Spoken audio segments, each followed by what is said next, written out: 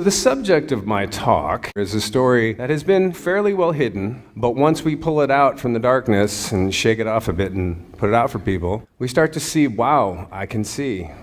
The topic is, are we all one? The engineering and management of movements and alternative cultures. We will look at the following theses in this presentation. The first is, the most important, there are multiple stages to this waking up process. There is a big awakening process that happens when we get out of the dominant culture. We have that matrix unplugged moment that everybody talks about. We realize that corporate consumerism is a cancer that's eating the planet and that we want to live differently. We had this idea, the notion of the normal person, and then there was the conspiracy person, the conscious person, and the spiritual person. That either conspiracy person or spiritual person exists in what I like to look at as the second level of awakening. And it's only one of many levels, just like when we go to sleep at night, we go down through our alpha wave sleep, and then through our gamma wave sleep, and then delta sleep, and ultimately down into theta sleep, where the most healing is done. So in the reverse process coming up, where we are now is kind of like in the liminal zone between being truly awake and being back asleep.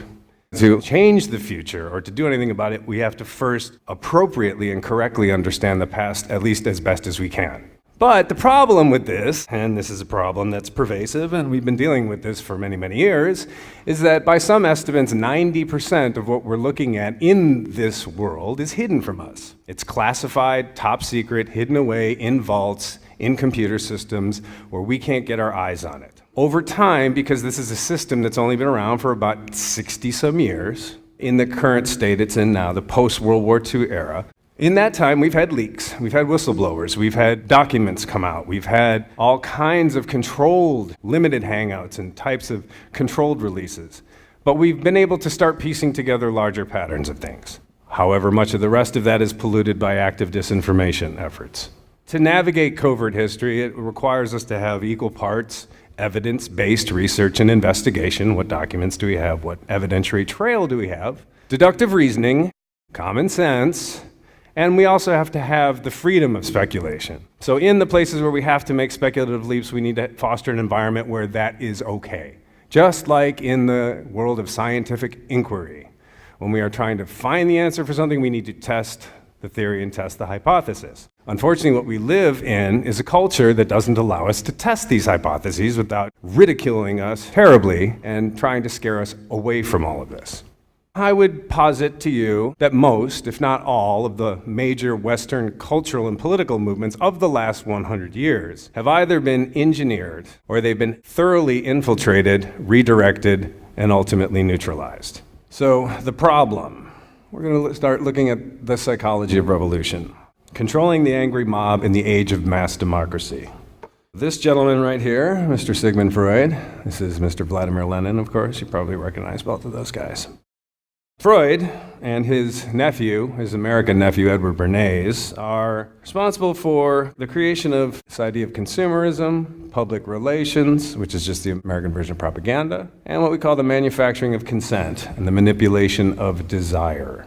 This means that these people were able to convince you that you needed or wanted something that you didn't actually need or want, and that you had to have this thing, whether it was a car or a piece of clothing or a piece of technology, in order to feel fulfilled as a human being. This gentleman and his nephew figured out the way to exploit all of us, and they created what's known as consumerism and advertising to support that. It was all based on this idea that Freud said that humanity was governed by dark urges that, if left unchecked, would lead to chaos and social disorder. And that the popular uprisings of the time, which began with World War I, went into the Russian Revolution, and then ultimately the Great Depression, did indeed strike terror into the hearts of the ruling elite. This is a clip from a BBC documentary by a gentleman named Adam Curtis called The Century of the Self. 100 years ago, a new theory about human nature was put forward by Sigmund Freud. He had discovered, he said, primitive sexual and aggressive forces hidden deep inside the minds of all human beings. Forces which, if not controlled, led individuals and societies to chaos and destruction. This series is about how those in power have used Freud's theories to try and control the dangerous crowd in an age of mass democracy. At the heart of the story is not just Sigmund Freud, but other members of the Freud family. This episode is about Freud's American nephew, Edward Bernays. Bernays is almost completely unknown today, but his influence on the 20th century was nearly as great as his uncle's, because Bernays was the first person to take Freud's ideas about human beings and use them to manipulate the masses. He showed American corporations for the first time how they could make people want things they didn't need by linking mass-produced goods to their unconscious desires. Out of this would come a new political idea of how to control the masses. By satisfying people's inner selfish desires, one made them happy and thus docile. It was the start of the all-consuming self, which has come to dominate our world today. The publication of Freud's works in America had an extraordinary effect on journalists and intellectuals in the 1920s. What fascinated and frightened them was the picture Freud painted of submerged, dangerous forces lurking just under the surface of modern society. Forces that could erupt easily to produce the frenzied mob, which had the power to destroy even governments. It was this they believed had happened in Russia. To many, this meant that one of the guiding principles of mass democracy was wrong. The belief that human beings could be trusted to make decisions on a rational basis. The leading political writer, Walter Lippmann, argued that if human beings were in reality driven by unconscious, irrational forces, then it was necessary to rethink democracy. What was needed was a new elite who could manage what he called the bewildered herd. This would be done through psychological techniques that would control the unconscious feelings of the masses. The effect of the Wall Street crash on Europe was also catastrophic. It intensified the growing economic and political crisis in the new democracies. In both Germany and Austria, there were violent street battles between the armed wings of different political parties. Freud wrote a book called Civilization and Its Discontents. It was a powerful attack on the idea that civilization was an expression of human progress. Instead, Freud argued, civilization had actually been constructed to control the dangerous animal forces inside human beings. What was implicit in Freud's argument was that the ideal of individual freedom, which was at the heart of democracy, was impossible. Human beings could never be allowed to truly express themselves because it was too dangerous. They must always be controlled and would thus always be discontent. And in America too, democracy was under threat from the force of the angry mob. The effect of the stock market crash had been disastrous. There was growing violence as an angry population took out their frustration on the corporations who were seen to have caused this disaster. Then, in 1932, a new president was elected who was also going to use the power of the state to control the free market. But his aim was not to destroy democracy, but to strengthen it. And to do this, he was going to develop a new way of dealing with the masses. I am prepared, under my constitutional duty, to recommend the measures that a stricken nation in the midst of a stricken world may require. But in the event that the national emergency is still critical, I shall not evade the clear course of duty that will then confront me. I shall ask the Congress for the one remaining instrument to meet the crisis: broad executive power. So, we cannot stress enough how important this was to the ruling elite at the time. This idea that they could be dragged from their homes at any given point by an angry mob, strung up, killed, and everything that they owned redistributed to the poor was of great concern. It started an entire global movement to control human behavior. The idea of behavioral science was first established in England in the late 1800s. It was pioneered at the Kaiser Wilhelm Institute in Germany. The Tavistock Institute of Human Relations was one of the first, set up in 1921 to study literally the breaking point of humans. How far can the human psyche go before it? And then, of course, I can't stress this one enough, but after World War II, the United States Department of Defense secretly imported many of the top German Nazi and Italian fascist scientists and spies into the United States via South America and the Vatican, under Vatican passports, usually dressed as priests. It was called the Rat Lines. The code name for this operation was Project Paperclip. Freud writes Civilization and Its Discontents, and he's starting to think that humanity is hopeless. But the same group of people, the same social engineers and behavioral scientists, are still concerned with how do we control society. Early capitalism creates this division between capital and labor. Most of the labor force is poor. In the United States, it's primarily immigrant. There's big clashes because the disparity of wealth is so large. In order to rein in this worldwide revolution, a war is launched. War is the single greatest organizing principle for a society. So World War I happens, all of a sudden everyone's factioned back into their particular countries, fighting each other. The war ends. There's a bit of a boom period, and then the Great Depression, and these social issues start again. And in order to stave them off a second time, and because the issues weren't cleaned up the first time with the First World War, we're now in a Second World War, except this one's even worse. The two main tools for this mode of social control are psychology and technology, which combine into a theory that's known as cybernetics.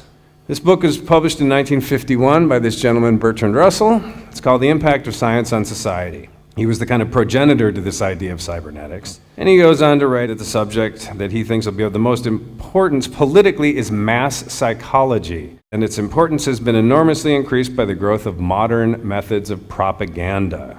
Of these, the most influential is what is called education. Religion plays a part, though a diminishing one. The press, the cinema, and the radio play an increasing part. It may be hoped that in time, anybody will be able to persuade anybody of anything if he can catch the patient young and is provided by the state with money and equipment. He concludes with this warning, although this science will be diligently studied, it will be rigidly confined to the governing class. The populace will not be allowed to know how its convictions were generated. In other words, you're not going to be allowed to know why you believe in the things that you believe in. You're just going to think that it's a natural belief that you hold. When the technique has been perfected, every government that has been in charge of education for one generation will be able to control its subjects securely without the need of armies or policemen. Part 2, the engineering part. Cultural Marxism and the creation of the counterculture. A couple of things are coming into collusion here. One of them is the Cold War, which was this paradigm-shifting event where these two polar sides of the capitalist model were fighting each other for supremacy. And it was also one of the largest economic engines of the last 500 or 600 years. It was a gigantic money-making venture for a certain class of people. Military, technology, information systems, production, all of that. But one of the key components of the Cold War, and one that isn't talked about very much, is what was known as the Cultural Cold War. The Cultural Cold War was simply this. If you have two cultures that are battling for supremacy in the world, their actual cultures, the appeal of their cultures, are going to be in competition with each other as well. Both the Soviet Union and the Western Bloc, the NATO bloc, poured millions and millions of dollars into creating art and literature and other culture, both of a high and of a pop culture nature, in order to market, sell, advertise their particular system. It's called cultural Marxism. It's essentially the steady standardization, or you could call it the dumbing down, of youth and culture, making them more permissive in the Brave New World model.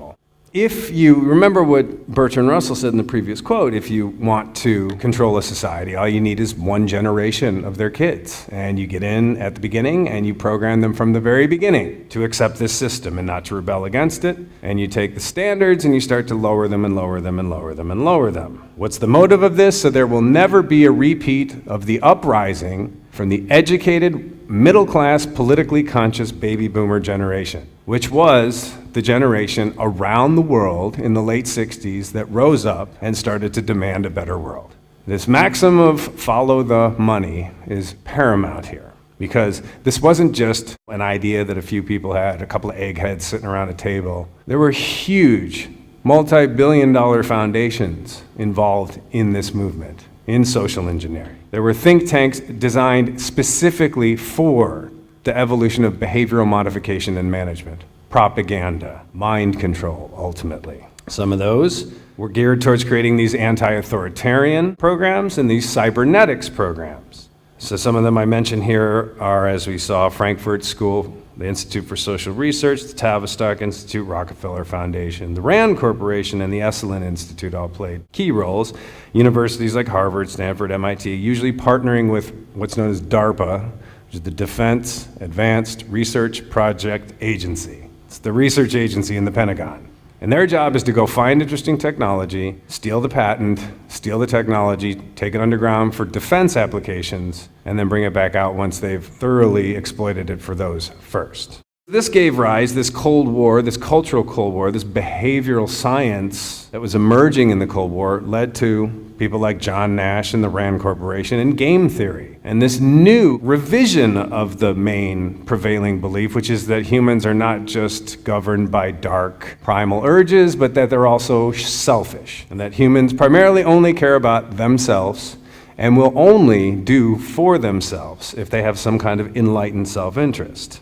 Cybernetics is the use of technology and psychology together to control. It's an approach for exploring regulatory system structures and the study of mechanical, physical, biological, cognitive, and other social systems. Cybernetics became pretty important in the 1980s when computer technology started to move into the home. CBS, which you may or may not know, had a very, very strong relationship. The founder, Bill Paley, William Paley, was the director of the network, was very close with the Office of Strategic Services, which became the CIA. The CBS was known to harbor many CIA agents working for them under Project Mockingbird, which was the infiltration of the mass media by the CIA over a 50-year period in order to shape public opinion about everything. Now we get into what we call Part 3, interdiction. COINTELPRO, MKUltra, Operation Chaos, and the Aquarian Revolution. Interdiction is a military term for the act of delaying, disrupting, or destroying enemy forces or supplies en route to the battle area. It's a term that's used very commonly in American political rhetoric. MKUltra and intelligence. In 1950, Project Bluebird was started. It was approved by the first director of the CIA, Allen Dulles, who is a well-known Wall Street lawyer and financier. Project Bluebird eventually became Artichoke in the Army, and then MKUltra in the CIA, and then it morphed into Project Monarch. The purpose of Bluebird MKUltra was to discover means of conditioning people, to investigate the possibility of controlling individuals, what their memories were, what the limits of them were, and to find a defensive means for preventing hostile control, in other words, mind control. And these were all the different areas that they were chartered, they were given license to use and funding to use. So they looked at radiation, electroshock, psychology, psychiatry, sociology, anthropology, the whole 9 yards. Neil Bush, the son of former CIA Director George Herbert Walker Bush, the former 41st President of the United States, shows up in Jamaica to interview, claiming he was a Rolling Stone reporter. And then, of course, we look at MKUltra and this idea of the emergence of these cults like Scientology, Jonestown, Rajneeshpuram, and Burning Man. I say Burning Man tongue-in-cheek. In cult psychology, what you have is L. Ron Hubbard, this guy, the founder of Scientology, the guy who wrote Dianetics. He was a member of the OSS. Anyone who's been to a Scientology center knows what the process of auditing is. Auditing is a technique of interrogation that almost directly mimics what was taught in this document, the CIA document of human manipulation.